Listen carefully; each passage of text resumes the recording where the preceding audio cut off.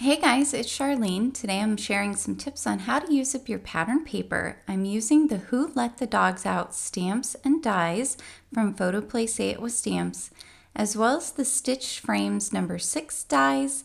And for my paper, I've got the Brights 6x6 paper pad, and I'll be using some number 6 blank cards. So let's get started.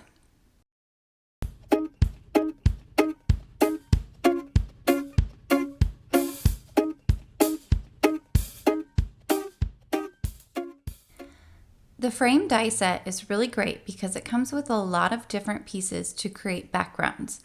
You can see I've taken the largest rectangle and I've taken the circle from the die set, and then I'm going to tape that circle so it's right in the corner. I'm butting it up against the metal of the rectangle die, and then I'm going to run it through my die cut machine. So when it comes out here, you can see now I can take my circle and put it in the bottom left-hand corner. And again, die cut that out. In total, I'm gonna cut out 5 circles. So I'm gonna have 3 along the bottom and then 2 on the top. This is a great way to create an interesting background because then you can have little stamps peeking out here and there or on top of those circles, and it gives you a chance to use up your pattern paper. This die set creates a mini slimline sized card, which I'm a big fan of because they allow you to use more stamps on your card. I really like the mini slimline size. If you haven't tried using a mini slimline size die set, I definitely recommend it. All right, we've got our 5 circles, and now I'm going to show you the cute little Who Let the Dogs Out stamps. I went ahead and colored these off camera using Copic markers, and I'll list down below in the description what colors I used for the dogs. I used all of the stamps from the stamp set because I wasn't sure exactly what I was going to use on my card, and then I pretty much ended up using all of them, which is really fun. So what I like to do after I have colored my images, I like to put them back in my MISTI. I leave my stamps on the MISTI so that way I can go back in and restamp them with black ink. That just makes the edges a lot sharper, and I feel like it helps the images sort of pop. So once I have that done, I went ahead and die cut those out using the coordinating dies, and now you can see where the fun of the pattern paper comes in. So that circle I'm just using it as a guide. That's the piece that was cut out from that background, and I'm using it as a guide to see what size pieces of pattern paper that I need.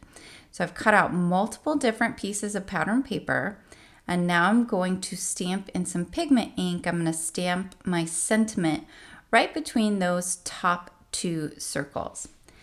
Now I'm ready to go ahead and assemble my card. So I'm using that pre-cut and scored card base, which makes things so much easier because then I'm not having to deal with putting together a card base and making sure I measure it right and all of that fun stuff.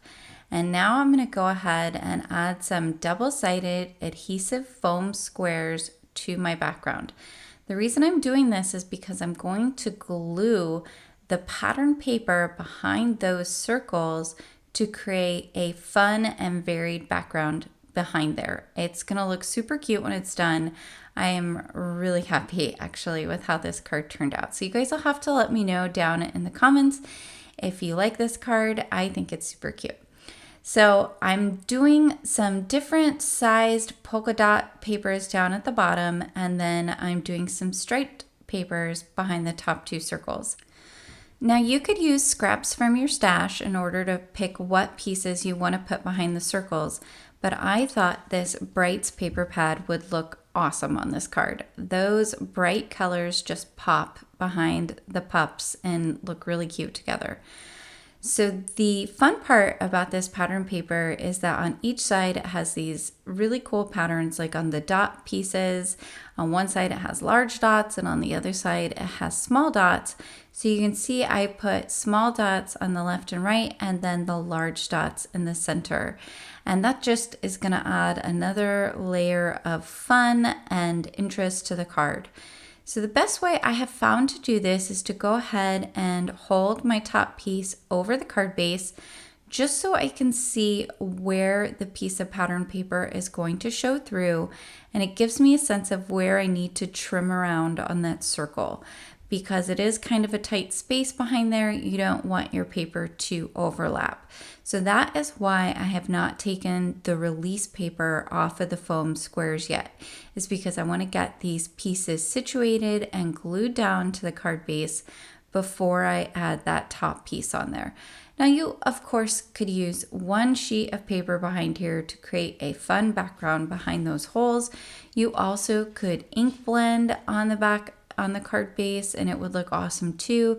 But I feel like having all 5 different colors and patterns really just kind of ups the wow factor on this card.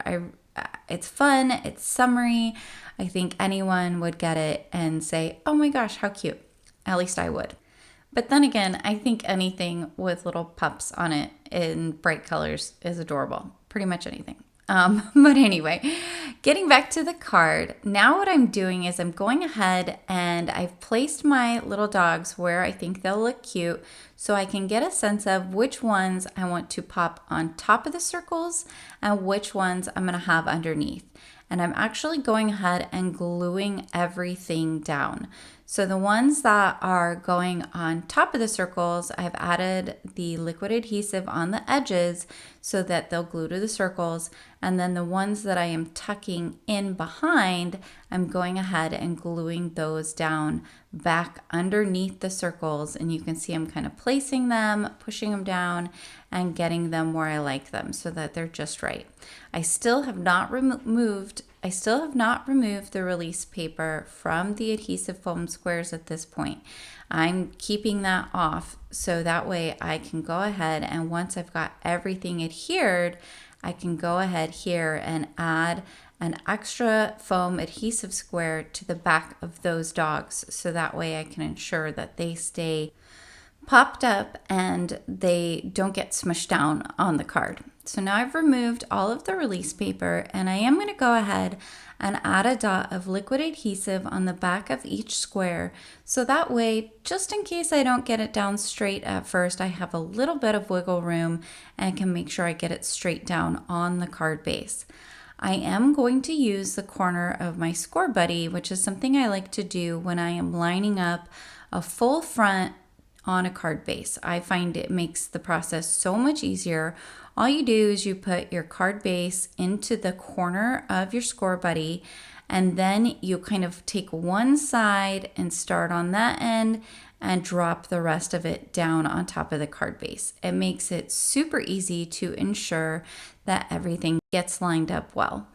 Now I'm using some glossy accents on the balls as well as the bones so that way I can add a little bit of shine to the card.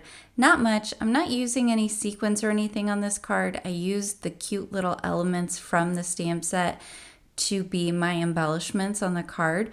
So I thought adding the little bit of glossy accents on top so that they are shiny would definitely add a little bit more to this card. Now, the sentiment says you are doggone awesome, which I think is super cute.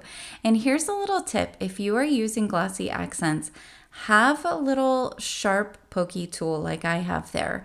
And if you go outside of where you want the glossy accents to be, you can kind of run that along your cardstock to remove that extra.